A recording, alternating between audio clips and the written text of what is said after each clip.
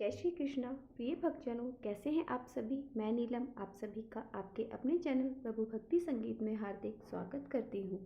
यह मार्गशीर्ष मास बस अब पूर्णाहुति की ओर अग्रसर हो रहा है और इसी मार्गशीर्ष मास की कथा श्रृंखला में भी हम अब इसके भिन्न अध्यायों की पूर्णाहुति की ओर पर आगे बढ़ रहे हैं। मेरा आप सभी से निवेदन है कि अगर आपने मेरे चैनल को अभी तक सब्सक्राइब नहीं किया है तो उस कथा जरूर सुने और साथ ही चैनल को सब्सक्राइब अवश्य कर लें। तो आज हम सबसे पहले शुभारंभ करते हैं गणेश जी भगवान की कथा से। तो उससे पहले बोले गजानन की जय हो। एक गांव था जिसमें एक सेठ जी अपने परिवार के साथ रहते थे। सेठ जी का गांव के पास ही शहर में बहुत बड़ा कारोबार था। सेठ जी गणेश जी के परम भक्त थे। पूरी श्रद्धा और विश्वास के साथ नियमित रूप से गणेश जी की पूजा करते थे। गणेश जी की कृपा से सेठ जी के घर अन्न धन के भंडार सदैव भरे रहते थे। उनके जीवन में किसी प्रकार की कोई कमी नहीं थी। वह नित्य प्रतिदिन नियम से नदी स्नान पर जाते, गणेश जी की पूजा करते, भोग लगाते, गणेश जी की पूजा के बाद स्वयं भोजन करते। यह उनका रोजाना का नियम था। पर यह बात सेठानी को बिल्कुल पसंद नहीं थी। वह धार्मिक नहीं थी, ना ही भगवान में विश्वास रखती थी।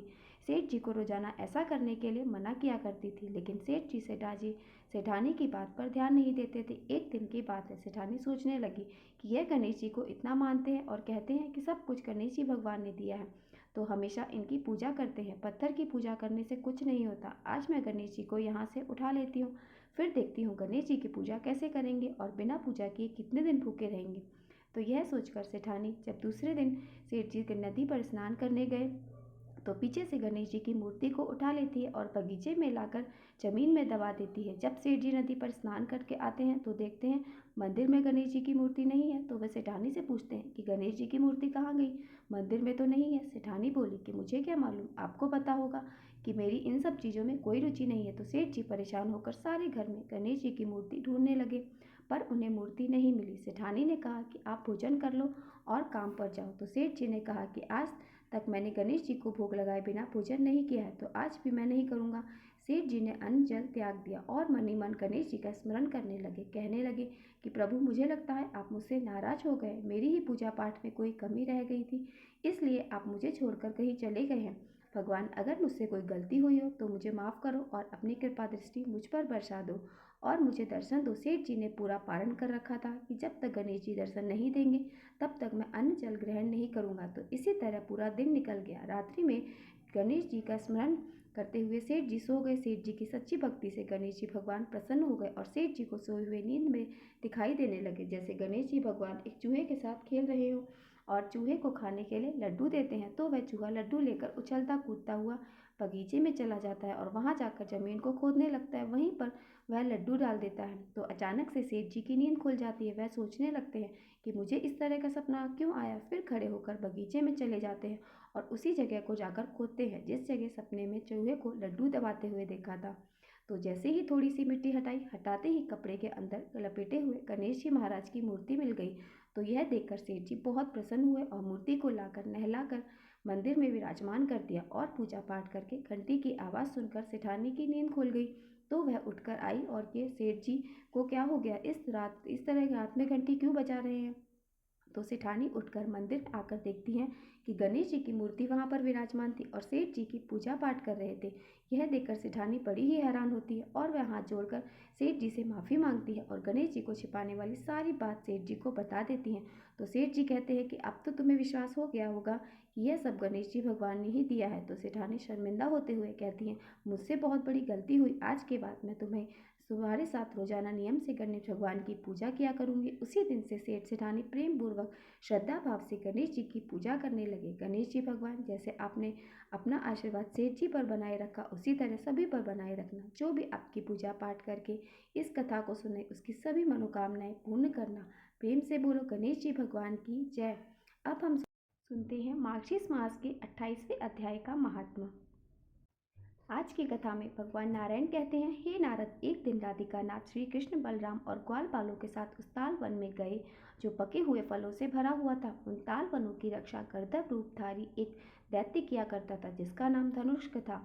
उसमें करोड़ों सेनाओं का बल था। वह देवता दर लेने वाला था। उनका शरीर पर्वत के समान और दोनों नेत्र कुएं के समान थे। उसके दांत हरिस के पात के समान और मुंह पर्वत की कंदरा के समान था। उसकी चंचल और भयानक जीभ 100 हाथ लंबी थी। नाभि तालाब की तरह दिखाई पड़ती थी। उसका शब्द बड़ा भयंकर होता था। ताल वन के सामने देखकर उन श्रेष्ठ ग्वाल बालों को बड़ा आनंद हुआ। उनके मुख पर मुस्कुराहट छा गई और वे बड़े कौतूहल व श्री कृष्ण से बोले, हे कृष्ण, हे करुणा सिंधु, आप तो संपूर्ण जगत के पालक हैं, महाबली बलराम जी के भाई हैं और समस्त बलराम बलवान में भी श्रेष्ठ हैं। प्रभु, आधे क्षण के लिए जरा हमारे निवेदन पर तो ध्यान दीजिए। हम भक्त आपके बालकों को बड़ी जोर से भूख लगी है। इधर सामने ही स्वादिष्ट फल और सुंदर ताल फल है, जरा उनकी ओर देखिए तो सही। हम इन फलों को तोड़ने के लिए वृक्षों को हिलाना और तरह तरह के रंगीन फूलों और दुर्लभ पके हुए फलों को गिराना चाहते हैं। श्री कृष्ण, अगर आप आज्ञा दें तो हम ऐसा प्रयास भी कर सकते हैं, लेकिन इस वन में गंधर्व रूपधारी एक बलवान दैत्य धनुक रहता है, जिसे संपूर्ण देवता भी कभी जीत नहीं सकते। वह महान बल पराक्रम से संपन्न है। सब देवता मिलकर भी उसे रोकने में सफल नहीं हो पाते।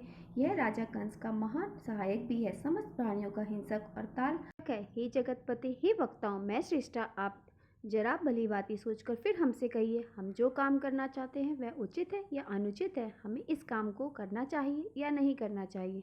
बालकों की यह बात सुनकर मधुसूदन उनसे मधुर वाणी में इस प्रकार बोले कि हे ग्वाल बालों, तुम लोग तो मेरे साथी हो, भला तुम्हें मेरे दैत्य से क्या भय है? वृक्षों को हिलाकर तोड़कर जैसे चाहो खा लो, इन फलों को खा सकते हो। अब श्री कृष्ण की आज्ञा तो मिल गई थी। श्री कृष्ण की आज्ञा पाकर बलशाली को बालक उछले और देखते ही देखते वृक्षों की चोटियों पर जाकर चढ़ गए। वे भूखे थे, इसलिए स्वादिष्ट फल भी खाना चाहते थे। नारद, उन्होंने कई रंग के स्वादिष्ट, सुंदर और पके हुए फल गिरा दिए। कितने ही बालकों ने वृक्ष की टहनियां तोड़ डाली, कितनों ने तो बार बार उन्हें हिलाया ताकि पलके हुए फल नीचे गिर जाए, और कई बालक तो वहां पर बड़ा शोर करने लगे। कितने ही बालक खुशी के मारे नाचने भी लगे। वृक्षों से उतरकर वे बलशाली बालक जब फल लेकर वहां से जाने लगे, तब उन्होंने उस गंधर्व रूपधारी महाबली महाकाय घोर दैत्य शिरोमणि धेनु की बड़ी तेजी से अपनी ओर आते हुए देख लिया। वह भयंकर शब्द कर रहा था। अब उसे देखकर वह नन्हे नन्हे बालक सब डर के मारे रोने लगे। उन्होंने भय के कारण जो फल में हाथ में पकड़े हुए थे वे सभी फेंक दिए और बार बार जोर जोर से कृष्णा कृष्णा का कीर्तन उन्होंने आरंभ कर दिया। वे सब जोर जोर से कहने लगे, हे करुणा निधान कृष्णा, आओ हमारी रक्षा करो। हे संकर्षण, हमें बचाओ, नहीं तो इस दानव के हाथ से हमारे प्राण निकले जा रहे हैं। हे कृष्णा कृष्णा, हरे हरे मुरारी गोविंद, हे दामोदर। इस प्रकार वे सारे बालक भय से कृष्ण भगवान को पुकारने लगे, भवसागर में डूबते हुए हम लोगों की रक्षा करो, कृष्णा हमारी रक्षा करो। अब तो उन सभी बालकों को डरा हुआ देखकर भय हाथा भक्त वत्सल माधव बलराम जी के साथ उसी स्थान पर आ गए जहाँ वे भयभीत ग्वाल बाल खड़े हुए थे। कहने लगे, डरो मत, अब मैं आ गया हूँ, तुम्हें डरने की कोई आवश्यकता नहीं। ऐसा कहकर वे शीघ्रतापूर्वक उनके पास दौड़े आए और मंद मंद मुस्कान से युक्त प्रसन्न मुख उन्होंने उन बालकों को अभय प्रदान दिया। श्री कृष्ण और बलराम को देखकर सभी बालक सब हर्ष से नाचने लगे। उनका भय भी दूर हो गया। क्यों ना हो, भगवान की स्मृति ही अभय दयनी और सब प्रकार के मंगल प्रदान करने वाली जो होती है। उधर बालकों को निगल जाने को तत्पर हुए उस दानव को देखकर मधुसूदन श्री कृष्ण ने महाबली बलराम को संबोधित करते हुए कहा कि भैया, यह दानव राजा बलि का बलवान पुत्र है। इसका नाम साहसिक है। पूर्व काल में दुर्वासा जी ने इसे श्राप दिया था। इसी ब्राह्मण श्राप से यह गदा हुआ। यह तो बड़ा पापी और महान बल प्रक्रम से संपन्न है, इसलिए मेरे ही हाथ से यह मारे जाने योग्य है। मैं इसका वध करूंगा। आप बालकों की रक्षा करो और इन सभी बालकों को लेकर यहाँ से दूर चले जाओ। इस महाबली और महापराक्रमी दानव राज ने श्री कृष्ण पर नजर पड़ते ही उन्हें क्रोधपूर्वक अन्य से निगल लिया।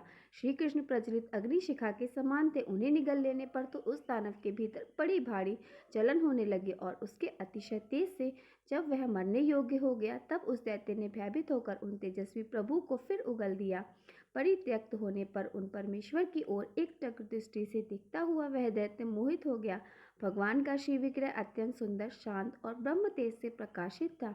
श्री कृष्ण के दर्शन मात्र से उस दानव को अपने पूर्व जन्म की स्मृति हो आई। उसने अपने आप को और जगत के परम कारण श्री कृष्ण भगवान को भी पहचान लिया। उन तेजस स्वरूप ईश्वर को देखकर वह दानव शास्त्र के अनुसार श्रुति से परे गुणातीत प्रभु का जिस प्रकार जन्म हुआ, उसे दृष्टि में लाकर उसी प्रकार उनकी स्तुति करने लगा। दानव कहने लगा, प्रभु, मेरे पिता के यज्ञ में याचक बने थे और आप भी अपने अंश और मेरे पिता के यज्ञ में याचक बने थे। आपने पहले तो हमारे राज्य और लक्ष्मी जी को हर लिया, पर पुनः बलि की भक्ति के वशीभूत होकर हम सभी लोगों को सुतल लोक में स्थान दिया। आप महान वीर शरेश्वर और भक्त वत्सल हैं। मैं पापी हूँ और आपके शाप से गधा बना हुआ हूँ। आप शीघ्र ही मेरा वध कर डालिए। प्रभु दुर्वासा मुनि के श्राप से मुझे ऐसा घृणित जन्म मिला है। हे जगतपते मुने, मेरी मृत्यु आपके ही हाथों बताई गई है। आप अत्यंत तीखे और अतिशय तेजस्वी षटसार चक्र से मेरा वध कर डालिए। मुक्तिदाता हे जगन्नाथ, ऐसा करके मुझे उत्तम गति प्रदान कीजिए। आप ही वसुधा का उद्धार करने के लिए अंशतः वराह रूप में अवतरित हुए थे। हे नाथ, आप ही वेदों के रक्षक और हिरण के नाशक हैं। आप पूर्ण परमात्मा स्वयं ही हिरण्यकश्यप के वध के लिए नरसिंह रूप में प्रकट हुए थे। आप वसुदेव जी के पुत्र, शांत स्वरूप तथा देवकी के दुख का निवारण करने वाले हैं। आपका स्वरूप अयोनिज है। आप पृथ्वी का भार उतारने के लिए यहाँ पधारे हैं। आपने पूतना को माता के समान गति प्रदान की, क्योंकि आप कृपा निधान है। आप बकेशी और प्रबल सुर को मुझे भी मोक्ष देने वाले हैं। स्वेच्छा मैं गुणाध्यक्त मैं भंजन, हे राधिका नाथ, प्रसन्न होइए और मेरा उद्धार कीजिए। हे नाथ, इस गर्दभ योनि और भव सागर से मुझे उबार लीजिए। मैं मूर्ख हूँ तो भी आपके भक्त का पुत्र हूँ, इसलिए आपको मेरा उद्धार अवश्य ही करना चाहिए। वेद, ब्रह्मा आदि देवता और मुनिंद्र भी जिनकी स्तुति करने में असमर्थ नहीं है, उन्हीं गुणात परमेश्वर की स्तुति भला मुझ जैसा पुरुष कैसे कर सकेगा। तो पहले दैत्य था, तो अब गधा है। हे करुणा सागर, आप ऐसा कीजिए जिससे मेरा जन्म ना हो। आपके चरण कमलों के दर्शन पाकर फिर भला कौन घर गृहस्थी के चक्कर में पड़ना चाहेगा। ब्रह्मा जिनकी स्तुति करते हैं, उन्हीं का स्तवन आज एक गधा कर रहा है। इस बात को लेकर आपको उपहास नहीं करना चाहिए प्रभु। आपको, क्योंकि सच्चिदा स्वरूप है और वे परमेश्वर की योग्य और अयोग्य पर भी एक समान रूप से कृपा होती है। ऐसा कहकर दैत्यराज धनुक श्री हरि के अर्थात श्री कृष्ण के सामने खड़ा हो गया। उसके मुख पर प्रसन्नता छा रही थी। वह भी संपन्न और अत्यंत संतुष्ट जान पाता था।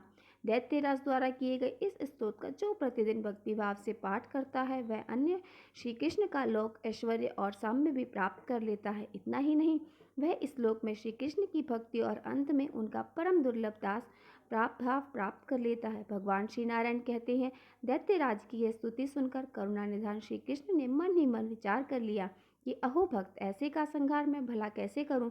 ऐसा सोचकर भगवान ने स्वयं ही उसकी पूर्व जन्म की स्मृति हटा ली, क्योंकि स्मृति हटने वाले का वध करना उचित नहीं है।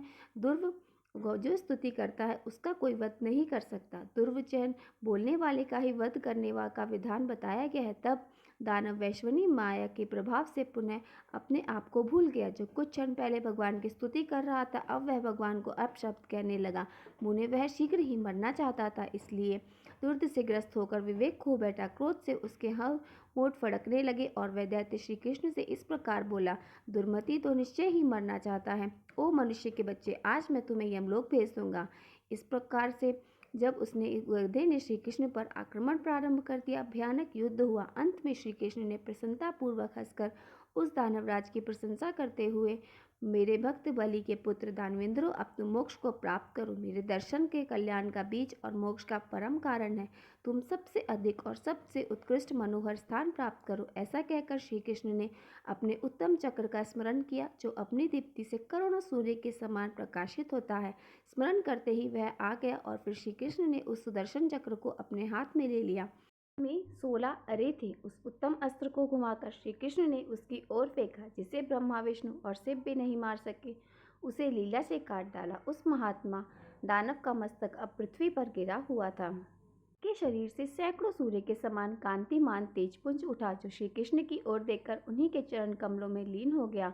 अहो, उस दानवराज ने परम मोक्ष को प्राप्त कर लिया। उस समय आकाश में खड़े समस्त देवता और मुनि अत्यंत हर्ष से उत्पल होकर वहां पारिजात के पुष्पों की वर्षा करने लगे।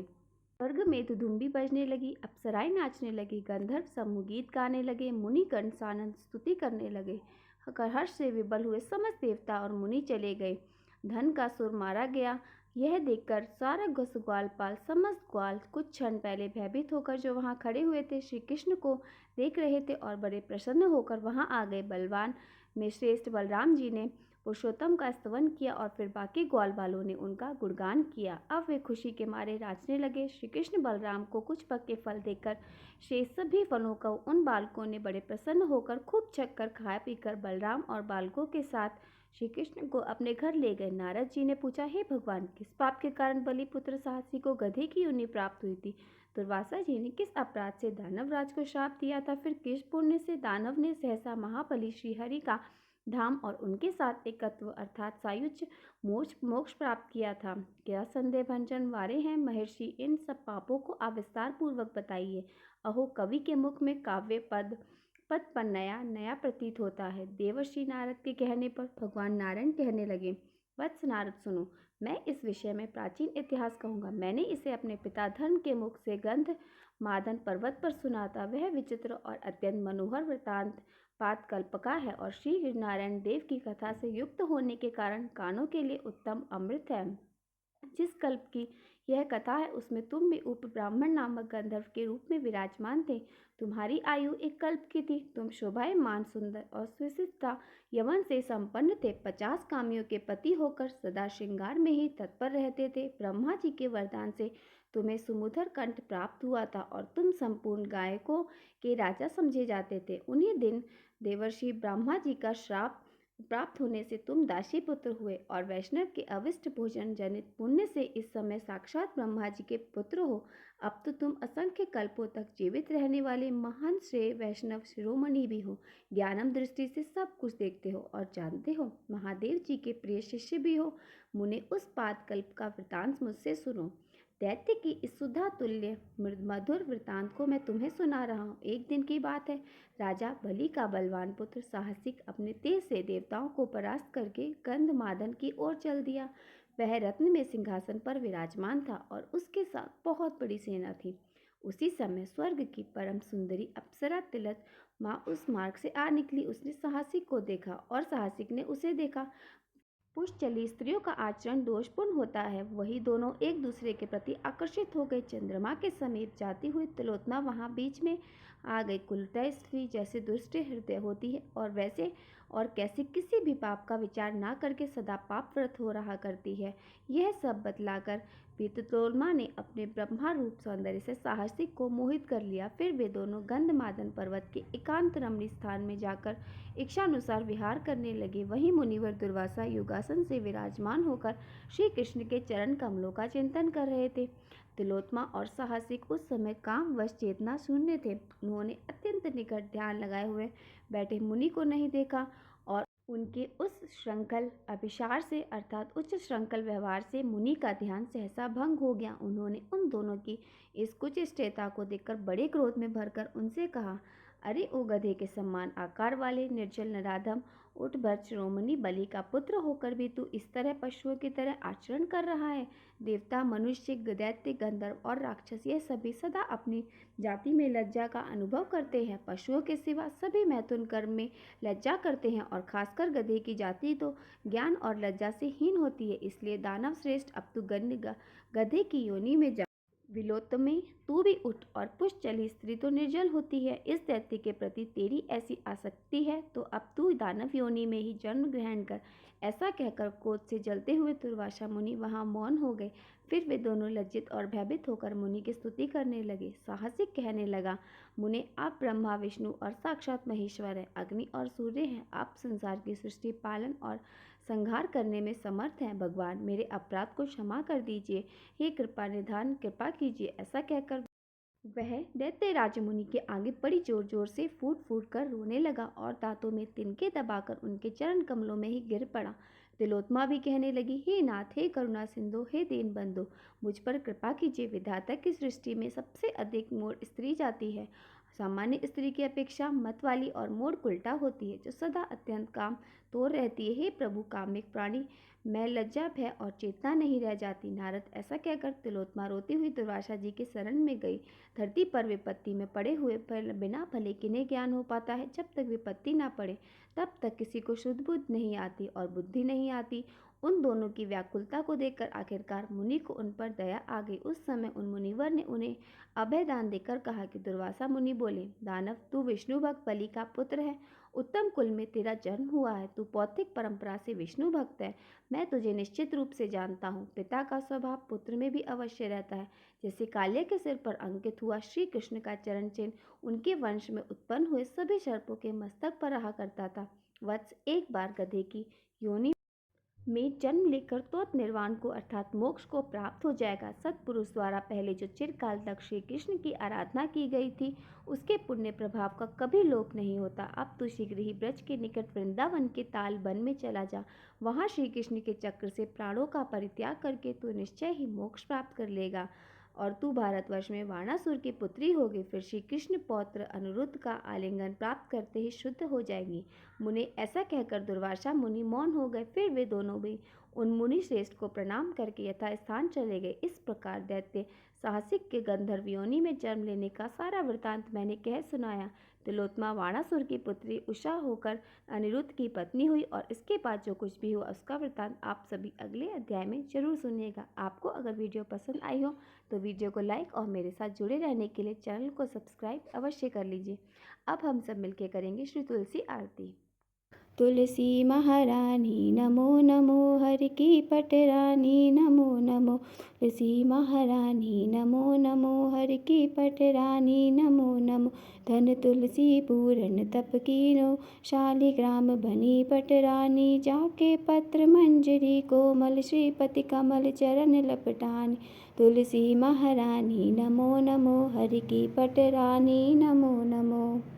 धूप दीप नवेद आरती, पुष्पन की वर्षा बरसानी। 56 भोग 3600 व्यंजन, बिन तुलसी हरि एक न मानी। तुलसी महारानी नमो नमो, की पटरानी नमो नमो। सभी सखी मैया तेरो जश गावे, भक्ति दान दीजे महारानी नमो नमो। तुलसी महारानी, तुलसी महारानी नमो नमो। तुलसी महारानी नमो नमो, हरि की पटरानी नमो नमो।